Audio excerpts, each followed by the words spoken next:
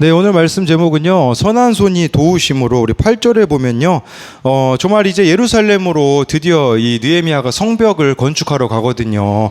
근데 이 모든 게 자기가 한 게 아니라 하나님의 선한 손이 도와주셨기 때문에 가능하였다라는 거예요. 다음 주면 이제 주일학교 여름성경학교가 있거든요. 어제 제 아내가 아들들에게 그 여름성경학교 그 초대장을 이제 나눠줬어요. 그래서 예찬이도 몇 개, 한결이 몇 개 가져가서 예찬이는 학교 친구들에게 좀 나눠주고 우리 한결이는 그 유치원에 좀 나눠줘라 그랬더니요, 강예찬이요 딱 한 장 갖고 가더라고요. 이렇게 여러 장이 있었거든요. 근데 자기는 끝까지 한 장만 가져가는데요. 그러면 이제 남는 종이가 예찬이가 남기고 간 것도 남지 않습니까? 그랬던데요, 저는 예찬이가 많이 가져갈 줄 알았거든요. 친구가 당연히 한결이보다 많죠, 친구가. 그런데 오히려 한결이가요, 예찬이 남은 것까지도 다 유치원에 들고 가가지고요, 다 나눠주고 오더라고요. 그래, 그걸 보면서 이게 참 약함이라는 게 문제가 되지 않는다라는, 제 생각에는 예찬이가 더 많이 나눠줄 것 같았는데 한결이가 더 많이 나눠주는 걸 보면서 참 다를 수 있다라는 생각이 들더라고요. 우리에게도 약함이 있을 수 있어요. 인생에 막연함이라는 것도 존재하죠. 그런데 그게 핑계가 될 수 없는 것은 주의 선한 손이 우리를 도우시기 때문에 나는 이렇게 약해서 할 수 없습니다라고 말할 수가 없다라는 거예요. 베이직 교회를 개척한 조정민 목사님이요, 설교 중에 그런 얘기를 하시더라고요. 50대 돼서 이제 신학을 하겠다고 아내한테 이야기하니까요, 아내가 그렇게 얘기했대요. 뭐 여러 목사님들을 얘기하면서 이 목사님은 설교를 잘하고 이 목사님은 이걸 잘하는데 당신은 도대체 뭘 잘하냐, 이제 그걸 하지 못하게 하려고 했던 거죠. 그랬더니 조정민 목사님이 이렇게 이야기했대요. 나는 잘하는 게 없으니까 만약에 이게 되어지면 하나님이 100% 하신 게 아니냐, 이런 얘기를 하셨다고 해요. 60이 넘어가지고 개척을 하셨거든요. 남들은 60이면 이제 뭐 은퇴를 준비하잖아요. 또 사모님이 이제 아내분이 그랬대요. 무슨 60이 넘어가지고 남들은 다 은퇴하는데 교회를 개척하냐 그랬더니, 이렇게 개척해서 된다면 이거는 내가 하는 게 하나도 없지 않겠냐라고 했을 때 정말 하나님이 그렇게 인도해 오셨다라는 고백을 듣게 되었습니다. 요즘 청소년들이나 이제 청년들 모두가 다 아는 게 있는데요, MBTI라는 거죠. 이게 자꾸 발전하는 것 같아요. 뭐 어렸을 때는 뭐 무슨 띠냐, 이게 되게 중요했잖아요. 좀 더 지나서는 뭐 혈액형이 중요했고요.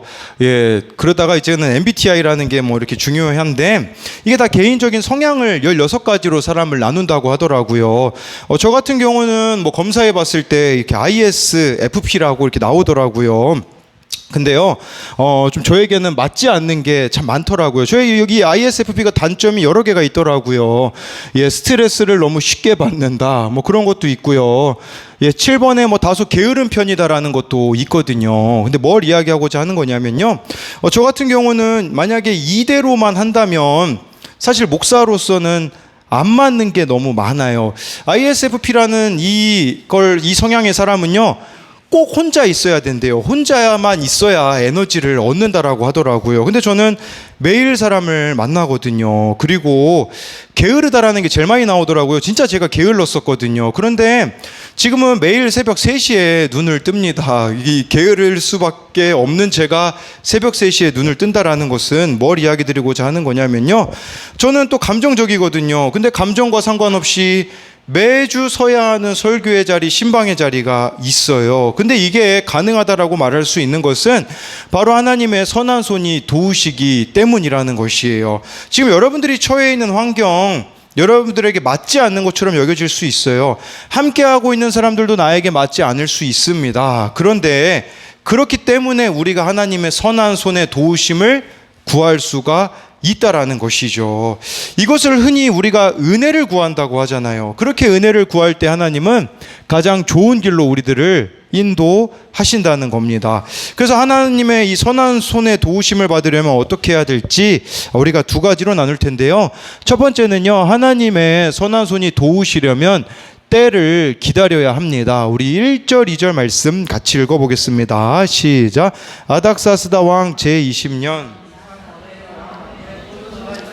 내가 그 포도주를 왕에게 드렸는데 이전에는 내가 왕 앞에서 수심이 없었더니 왕이 내게 이르시되 내가 병이 없거늘 어찌하여 얼굴에 수심이 있느냐 이는 필연 내 마음에 근심이 있음이로다 하더라. 그때에 내가 크게 두려워하여 1절에 보면요, 이때가 언제였는지 나와요. 이 아닥사스다 왕 20년 니산월이라고 합니다. 니산월은요 지금 우리 달력으로는 3월 4월에 해당되는 그럴 때이거든요. 그런데요 여러분, 느헤미야 1장 1절에 보면요, 느헤미야가 그 예루살렘 소식을 들었을 때는요 기슬르월이라고 나와 있어요. 기슬르월. 예, 느헤미야 1장 1절에 기슬르월이고 지금은 시간이 지나서 니산월이 되었거든요. 기슬르월은요 씨를 뿌리는 때였다고 하더라고요. 느헤미야가 예루살렘 소식을 듣고 씨를 뿌렸어요. 무슨 씨를 뿌렸냐? 기도의 씨를 뿌린 거죠. 그리고 술 맡은 관원이 되었는데 지금 니산월이 됐는데요. 그러면 발음도 힘들어요. 기슬로월부터 니산월까지 몇 개월이 흐른 걸까요? 4달이 흐른 겁니다. 4달. 여러분, 4달 동안요 아무 일도 일어나지 않았어요. 그런데 느헤미야는 기도하며 이 시간을 기다렸다라는 거예요. 우리도요 주님이 마음 주실 때가 있어요. 내가 너에게 이런 일들을 행할 거다. 근데요 아무 일도 안 일어나는 시간들이 있을 수 있어요. 그런데 기도하며 기다린다면 이처럼 열매를 맺게 되어진다라는 거죠. 저와 여러분들이 신뢰해야 되는 것은 하나님은 가장 좋은 때를 예비하셨다라는 거죠. 왜 이 시간들을 기다리게 하셨을까요? 그냥 느헤미야 처음 마음 주셨을 때 바로 실행하게 해도 되잖아요.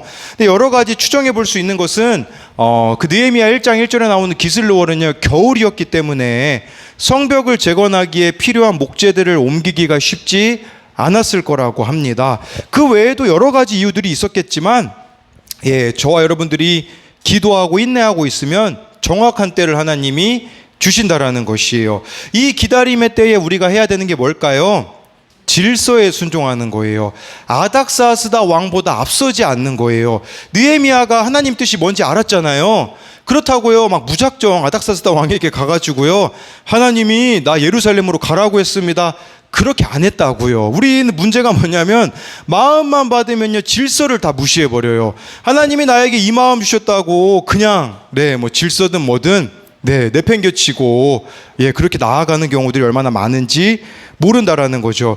느헤미야는 기도하고 금식하면서 이게 하나님 뜻이라고 바로 움직이지 않았어요. 술 맡은 관원으로 아닥사스다 왕의 질서에 순종하고 있어야 되었다라는 거죠.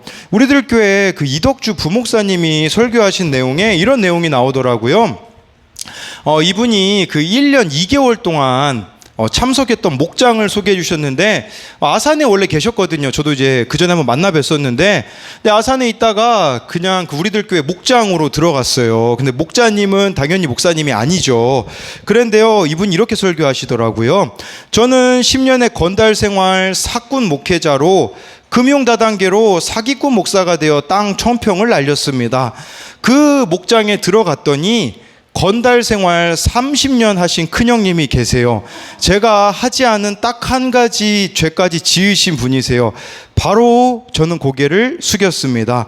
저는 땅 1000평을 날렸는데 땅 10,000평을 날린 목자님이 계셨어요. 어떻게 그렇게 배정을 하셨습니까?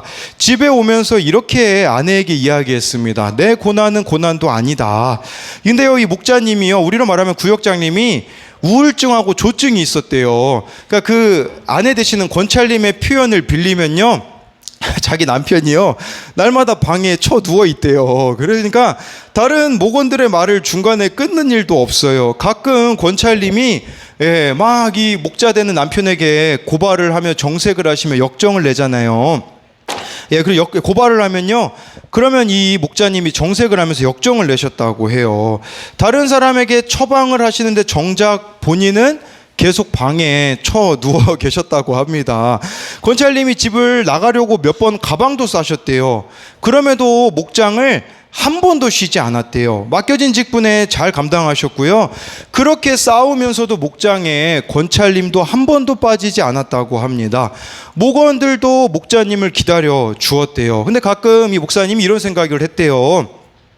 아니 본인 앞가림도 잘 못하면서 목사인 나한테 왜 이래라 저래라 하지 마음이 솔직히 들었다고 해요. 그런데 김양재 목사님이 목장에 붙어만 가도 수지 맞는다고 하셔서 질서에 순종하라고, 겸손한 사람은 없고 겸손한 환경만 있다는 그 목사님 말씀에 억지로 아멘 했다고 합니다.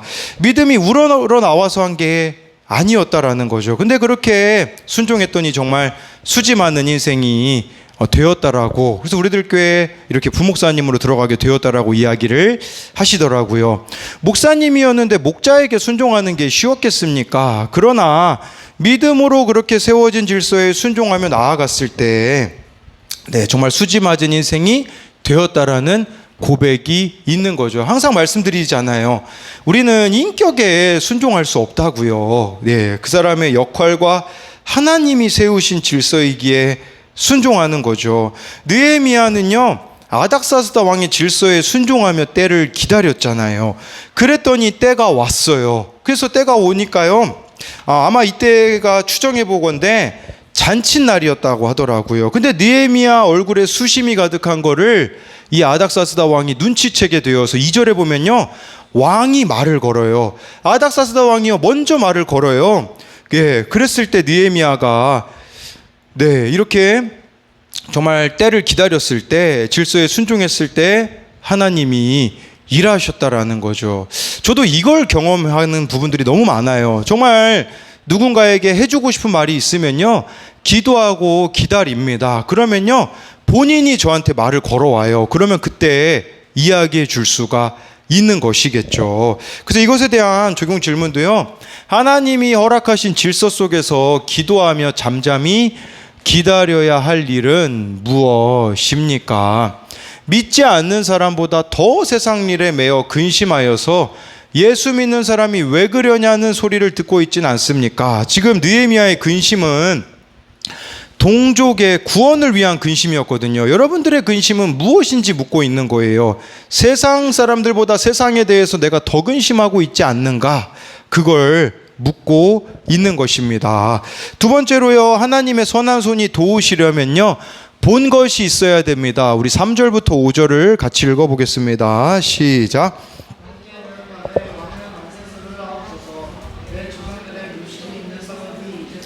황폐하고 성문이 불탔사오니 내가 어찌 얼굴에 수심이 없사오리까 하니, 왕이 내게 이르시되 그러면 내가 무엇을 원하느냐 하시기로, 내가 곧 하늘의 하나님께 묵도하고 왕에게 아뢰되 왕일 만일 좋게 여기시고 종이 왕의 목전에서 은혜를 얻었사오면 나를 유다 땅 나의 조상들의 묘실이 있는 성읍에 보내어 그 성을 건축하게 하옵소서 하였는데, 무슨 일이 있냐고 그 아닥사스다 왕이 질문을 했잖아요.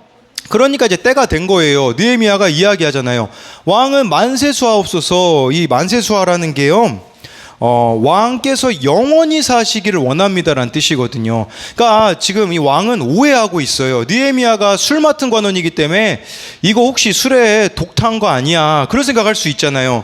그러니까 그런 오해를 싹 없애주는 말로 시작했다라는 거겠죠.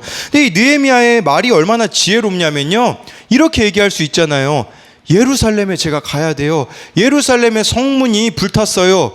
여러분, 오늘 말씀에 예루살렘이라는 단어를 한 번도 얘기 안 해요. 뭐라고 이야기하냐? 내 조상들의 묘실이 있는 성읍이래요. 왜 그랬을까요? 이건 느헤미야가 얼마나 지혜로운지를 보여주는데요, 에스라서를 읽어보면 답이 나와 있습니다. 예루살렘으로 포로기한이 1차, 2차에 걸쳐서 진행됐잖아요. 예루살렘으로 돌아간 이 남유다 백성들이 성전을 재건하려고 하는데 대적들이 방해를 하거든요. 대적들이 뭐라고 고소를 하냐? 이거는 페르시아 왕에 대한 반역입니다 라고 하거든요. 그때 이 성전 건축을 중단시켰던 사람이 누구냐면 아닥사스다 왕이었어요. 아닥사스다 왕, 예루살렘이라는 이 단어만 들었어도 아닥사스다 왕이 과민 반응 보일 수 있거든요. 그러니까 보세요. 그래서 여기도 보니까 3절하고 5절 보면요, 예루살렘이란 단어를 안 써요. 조상들의 묘실이 있는 성읍이라고 말하고요. 5절도 그러잖아요. 나의 조상들의 묘실이 있는 성읍에 보내요 라고 이렇게 말하는 것은 지혜로웠다 라는 것을 보여주는 거죠. 그럼 어떻게 이렇게 지혜롭게 말할 수 있을까요? 같은 말이라도요, 기분 나쁘게 하는 사람이 있고요, 같은 말이라도 기분 좋게 하는 사람이 있어요. 비결은 4절에 있어요. 4절. 하나님께 묵도하고, 이게 속으로 기도했다라는 거예요. 여러분, 평소에 기도 안 하던 사람이 이렇게 이 순간에 기도할 수 있을까요? 없습니다. 느헤미야는 이 4개월이라는 시간 동안 기도해 온 거예요. 그러니까 이 상황이 주어지자 기도하는 거예요. 하나님, 지혜를 주세요.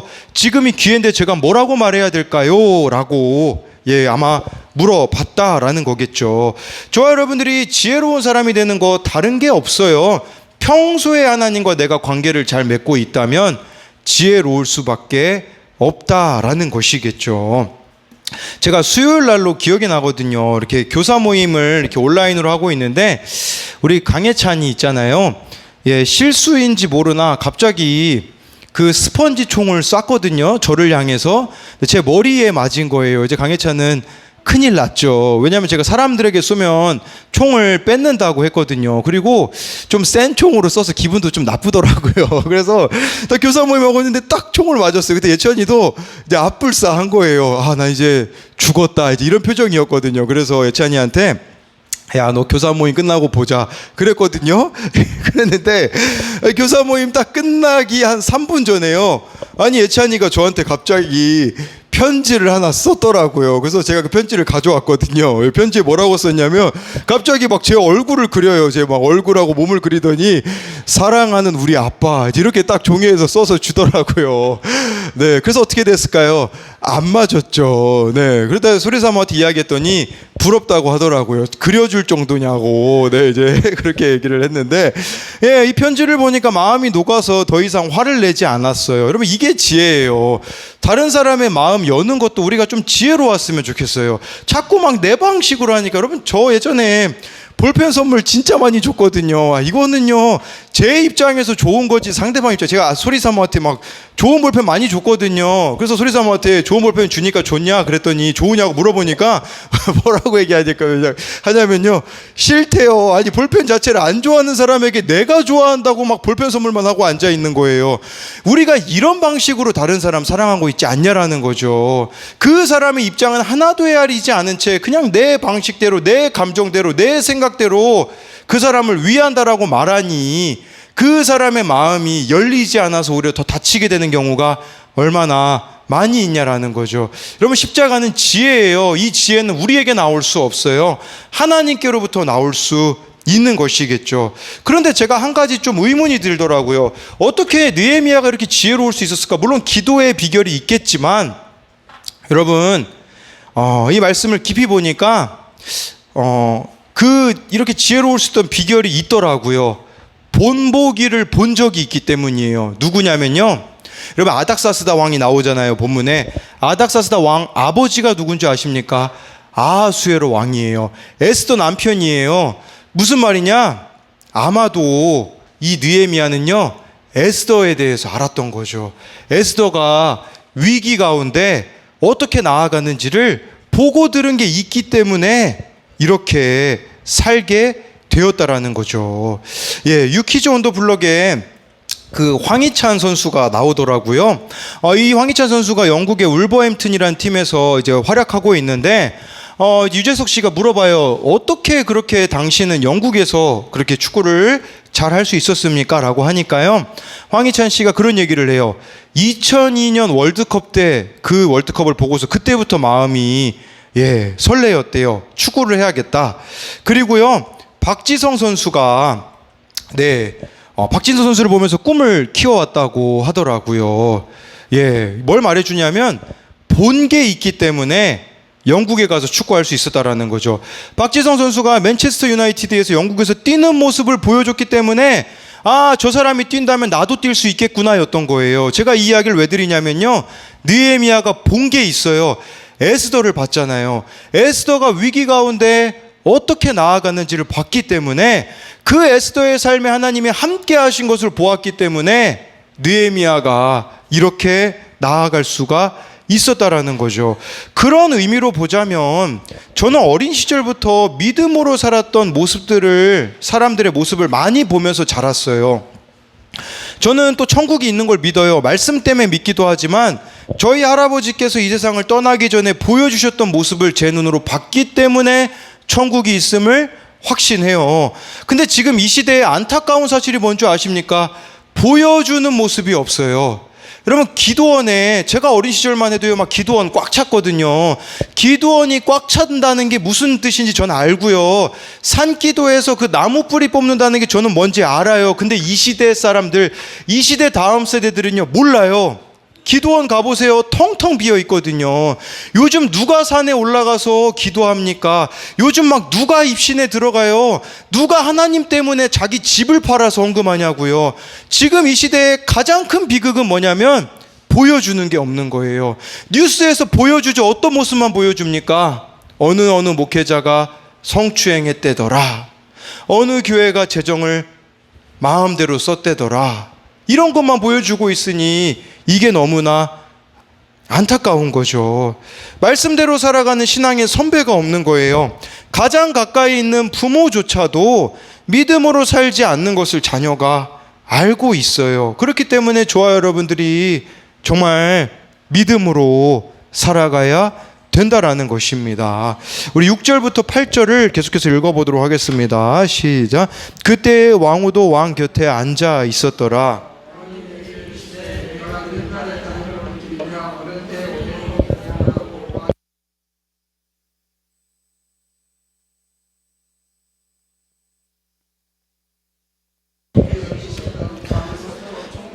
내리시는 조소를 내게 주사 그들이 나를 용납하여 유다에 들어가기까지 통과하게 하시고 또 왕의 삼림감독 아삽에게 조소를 내리사 그가 성전에 속한 영문의 문과 성곽과 내가 들어갈 집을 위하여 들보로 쓸 제목을 내게 주게 하옵소서. 내 하나님의 선한 손이 나를 도우심으로 왕이 허락하고 6절에 보니까요, 때가 되면요 다 준비해 놓으세요. 왕후도 왕 곁에 앉아 있대요. 무슨 말이냐? 증인까지 하나님이 준비해 놓으셨다라는 거예요. 왕후 앞에서 이야기하니까 이 말은 취소될 수가 없는 거죠. 그리고 느헤미야한테 물어봐요. 너 몇 날이 필요하냐? 여러분, 지금 느헤미야가요 이 술 맡은 관원이 된 지 4개월밖에 안 되거든요. 여러분이 한번 생각해 보세요. 술 맡은 관원은 거의 그 당시에 2인자 3인자 이런 위치거든요. 페르시아 제국의 2인자 3인자면 여러분 되자마자 뭐 했겠어요? 우리 갈근철 지사님이 구역 모임 중에 그 얘기 하시더라고요. 지점장이시잖아요, 농협에서. 근데 주변 사람들이 계속 물어본대요. 차 왜 안 바꾸냐고 물어본대요. 아니, 지점장 되면 이제 차 당연히 뭐 외제차로 다 바꾸거나 그럴 거 아니에요. 근데요 관심이 없으시대요. 그런데 여러분이 느헤미야가요 지금 4개월밖에 안 됐어요.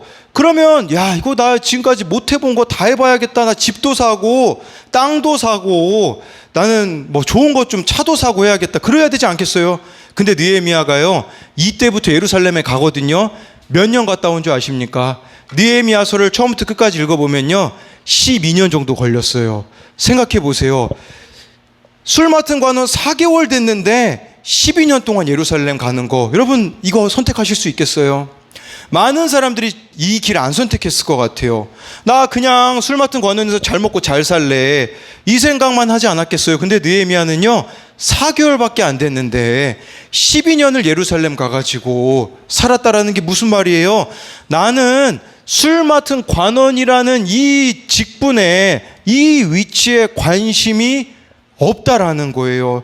우리가 이 시대에 이 모습만 보여줄 수 있다면 얼마나 좋을까요?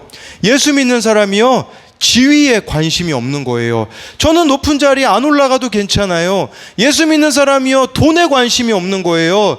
수백억을 갖다 준다고 해도 나는 신앙 양심을 지킬 거예요 라고만 말한다면, 여러분 지금 시대가 마지막 때라고 말하잖아요. 마지막 때라고 해서 가장 힘든 시기라고 볼 수 있지만 반대로 말하면요 가장 쉬운 시대예요. 말씀대로 거절만 하면요 세상은 놀랄 거란 말이죠. 네, 근데 이 12년이라는 세월 정말 좁은 문 좁은 길 아니었겠습니까? 예루살렘에 가면요 무시당해요. 같이 노동해야 돼요. 목숨의 위험까지 있어요. 그게 과연 쉬웠겠냐라는 거죠. 그런데 에스더를 통해 이미 봤잖아요. 왕후가 된 게 이때를 위함이 아닌가, 술 맡은 관원이 된 게 이때를 위함이 아닌가라는 생각을 하지 않았을까요? 그러니까 과감하게 나가는 거죠. 이 술 맡은 관원으로서의 특권 따위는 나에게 필요 없다. 이 자리는 성벽을 재건하라고 주신 거기 때문에 여러분 100년이 넘도록 성벽 재건이 안 되고 있었는데 느헤미야는 52일 만에 이루어 내었다라는 거죠. 예, 그리고 느헤미야가요 7절에 보면요 왕에게 통행증도 요구해요. 이 말은 오랜 이 4개월 동안 기도하면서 준비했다라는 거예요. 왕이 만약에 길을 열어주시면 내가 뭐라고 말해야 될지 다 준비해 놓은 거예요. 그래가지고 통행증 주세요라고 이야기하고요. 8절에 보면요 이 예루살렘 그 재건에 필요한 목재까지도 요구를 해요. 아닥사스다 왕이 다 허락해 주거든요. 9절에 보니까 이게 다 이루어졌을 때 뭐라고 이야기하냐, 내 하나님의 선한 손이 나를 도우심으로 왕이 허락하고 라고 말했어요.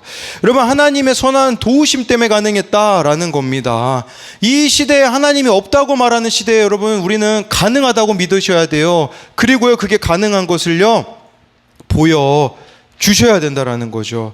이 하나님의 손에 도우심을 받으면 앞으로 평탄대로가 펼쳐져 있을 거라고 생각하는데요 그것은 착각입니다. 하나님의 손이 느헤미야를 도왔지만 어떤 일들이 기다리고 있습니까? 방해가 존재합니다. 그게 바로 9절 10절에 보면 나와 있습니다. 우리 같이 읽어보겠습니다. 시작.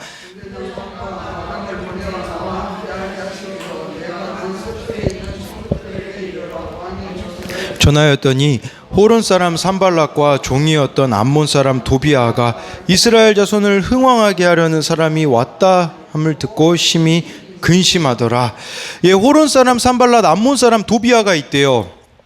네, 여기 산발락 같은 경우는요, 이름의 뜻이요 월신이 생명을 준다라는 뜻이고요. 도비아는 네 주는 선하시다라는 뜻을 가지고 있어요. 그런데요. 여기서 주목해야 되는 사람이 있거든요. 산발랏이거든요. 이 사람은 하나님 믿었을까요? 안 믿었을까요? 믿었어요. 믿었는데요. 다른 신들도 믿었습니다. 왜냐하면요. 믿었다고 말할 수 있는 이유가요. 산발랏이 나중에 사위를 삼는 사람이 제사장이었어요. 그러니까 이 사람은 신앙생활 안 한 사람이 아니에요. 여러분 신앙생활 하는데 방해가 되는 사람이 누군 줄 아세요? 아예 안 믿는 사람일까요? 아니에요. 교회 안에 있는데 세상과 양다리 거친 사람이에요. 하나님 믿는다고 말하는데 하나님도 믿고 우상 숭배하는 사람이에요. 다른 신을 섬기는 기복신앙에 젖어 있는 사람이요 방해하는 자가 된다라는 거예요. 지금 이 시대에 너무나 많은 가짜들이 있어요. 교회 안에도 구원받지 못한 자들이 너무나 많이 있다라는 거죠. 회색지대에 있는 사람이 너무 많아요. 정말 이렇게 우리는 이것도 아니고 믿는 것도 아니고 안 믿는 것도 아닌 또 제대로 믿는다고 하면요 누가 방해하는 줄 아십니까? 어정쩡하게 믿는 사람들이 방해를 한다라는 거예요. 그래서 마틴 로이드 존스 목사님이요 목회자들을 앉혀놓고 이렇게 말씀하셨대요. 적어도 당신들이 목회하는 성도들이 100% 지옥에 간다고 전제하고 3개월에 한 번씩 전도 설교를 하라 라고 말해줬다고 해요. 교회 안에 있어도요 지옥 가는 사람들이 있어요. 이걸 아셔야 돼요. 교회만 나오면 천국 간다라고 생각하는데 아닙니다. 여러분 교회만 나온다고 해서 천국 가는 게 아니라 예수님을 믿으셔야 돼요. 예수님을 만나셔야 돼요. 하나님만 섬기셔야 된다라는 것을 말해주는 것이겠죠. 그런 의미에서 정말 저는 우리 교회가 하나가 되었으면 좋겠어요. 왜 이렇게 고집들을 부리십니까? 이제 구역에 들어가라고 하면 구역에 안 들어가는 사람들은 또 왜 이렇게 또 많으며 우리가 함께 같이 큐티하자고 해도 남의 일처럼 여기게 되어지고 또 기도도 그렇고요. 또 이렇게 같이 예배 자리에 함께 모이자라고 하는데 외면하는 일들이 얼마나 많이 있습니까? 그리고 또 생각해 볼 수 있는 것은 정말 이 엘리베이터 공사도 마찬가지예요. 정말 우리가 한 마음이 되어서 한다면 빨리 이루어질 수 있는 일이라고 생각합니다. 근데 왜 이렇게 이게 더딜까요? 제가 생각하기에는요 너무 우리들이 관심이 없지 않은가 생각이 들어요. 오늘 도현이한테 그런 연락이 왔어요. 무슨 연락이 왔냐면 언제 이 공사가 이제 언제쯤이면 끝날 수 있냐고 물어보더라고요. 왜 저한테 그런 질문을 했냐면요 도현이 할머니가 빨리 교회 나오시고 싶으시대요. 그런데 아예 3층까지 올라가실 수가 없거든요. 저는 이 공사가 지연되고 있는 게 뭐 물질적으로 뭐 그런 걸 다 떠나서요. 그냥 우리가 너무 구원에 관심 없지 않은가 이 생각을 하게 되어져요. 정말 지금 교회 이게 빨리 진행돼야 지금 교회 나오실 수 있는 분들이 나오실 수 있는데 너무 나는 뭐 상관없으니까라는 태도를 우리가 갖고 있지 않은가를 돌아보자라는 거죠. 정말 이 말씀을 보면서요. 그냥 그런 생각들이 저는 오늘 말씀을 보면서 좀 들더라고요. 위기 때마다 믿음으로 살아내는 그 한 사람이 있구나. 그랬잖아요. 에스더도요. 정말 유대인들이 진멸당할 수 있는 그 상황에서 믿음으로 살아냈고요. 느헤미야도 살아냈고요. 느헤미야 시대도 에스라라는 학사도 믿음으로 살아냈거든요. 하나님은요, 그 한 사람을 찾으시고 계세요.